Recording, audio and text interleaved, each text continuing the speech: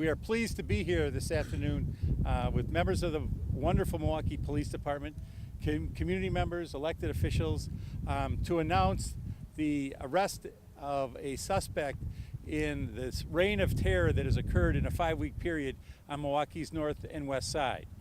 During this 5-week period, young women were followed on numerous occasions by an assailant who raped several of them and robbed many of them.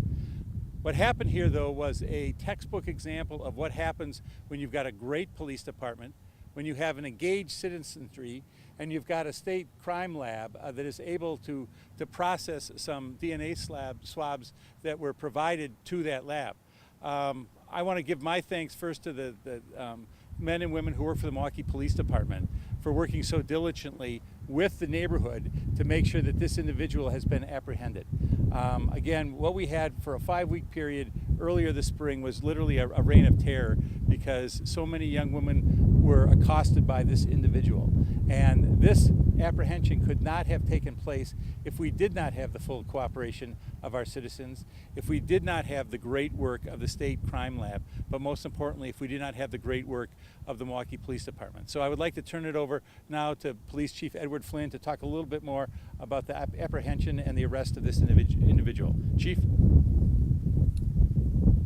Thank you, Mr. Mayor. We're here today to announce the arrest of a suspect in a spree of 7 different crimes occurring over the course of 5 weeks from March 16th to April 21st of this year. We're announcing the arrest of Jonathan Kirk, date of birth August 4th, 1989. He's being arrested for the sexual assaults of 5 women as well as 6 armed robberies. A total of 11 crimes arising from 7 different incidents. The victims ranged in age from ages 15 to 34. And as I said, the incident spanned a period of 5 weeks from March 16th to April 21st. We're surrounded today by officers, detectives, identification technicians from the Milwaukee Police Department. We also have an analyst here from the State DNA Crime Lab, Deborah Carla, who processed the evidence that we provided them with. We also have with us members of the community who were critical in both alerting the community to protect themselves from additional assaults, as well as rallying the community behind our efforts to solve this crime. We have aldermen, domestic violence advocates, and concerned members of the community. We have here several investigators from the Sensitive Crimes Division who worked under the able command of Captain James Shepard and Lieutenant Chad Wagner. Police officers Stephen Hoffman, Alan Karski, Brian Koblensky, and Scott Wilson were involved in the initial arrest of the suspect on April 6th. They were part of a plainclothes saturation of a target area that included areas where these crimes had occurred. They encountered the suspect behaving suspiciously and arrested him for loitering and prowling, as well as possession of a facsimile firearm, a BB gun.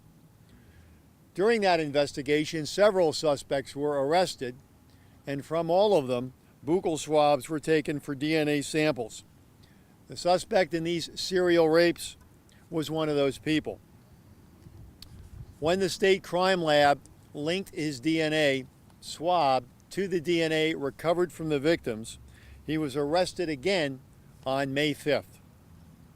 Detective Greg Jackson from the Sensitive Crimes Division secured a confession from the suspect for these offenses. We're continuing our investigation to see whether or not there may be other crimes that could be linked to this series. I have with me today Carmen Petrie from the Sojourner Family Peace Center, who will say a few words about her work and the work of advocates with this issue. Carmen? Thank you, Chief. Good afternoon. When we were invited to come here today, we were very excited about coming to congratulate the Milwaukee Police Department. We're here to say thank you, thank you, thank you for making our community safer. Because of their dedication and hard work, this community is safer today. It shows that they are committed to making sure that all of us have safe homes and safe communities to live in. We are a strong partner with the Milwaukee Police Department. We are grateful for that partnership. We believe that through partnerships we'll be able to make our community better. We believe that every single person, every one of us, deserves to live in safety, and we're committed to doing that, and we know that the Milwaukee Police Department is a strong partner in making that happen. So we're grateful for their work, their strong dedication, for making our community a better place. We will continue to partner with them, and what they've done today by arresting the suspect is they've helped victims start the long journey of healing and repairing themselves. That may take many years to walk that road, but they've started that journey, and that journey is possible because of the work of the Milwaukee Police Department. So we're grateful. We also want to ask that all of us as a community not only wrap our arms around these victims. One victim is too many. Wrap our arms around them, but that we respect their confidentiality and their privacy, because they deserve to have that dignity and respect to restore themselves back to healing and wholeness in our community. So I was asked to give that message, that we as a community respect their confidentiality and let them heal in private and let their families heal in private. But again, we're here to say congratulations to the Milwaukee Police Department. We're grateful for your work.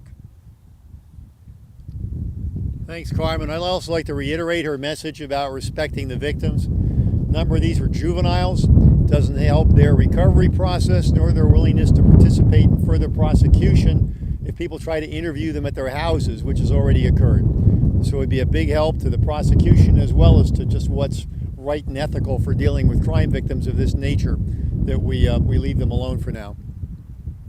One of the most pernicious aspects of a crime spree is its effect on neighborhoods, the fear it produces, and the tendency of crime to atomize neighborhoods and keep people locked inside their houses, surrendering control of the streets to those whom would victimize them. But sometimes crimes can bring people together. And I'm glad to see that in this case, the neighborhoods that were afflicted with this crime wave came together in community meetings, block watch meetings, and various other attempts to make sure there were not any additional victims of this crime spree.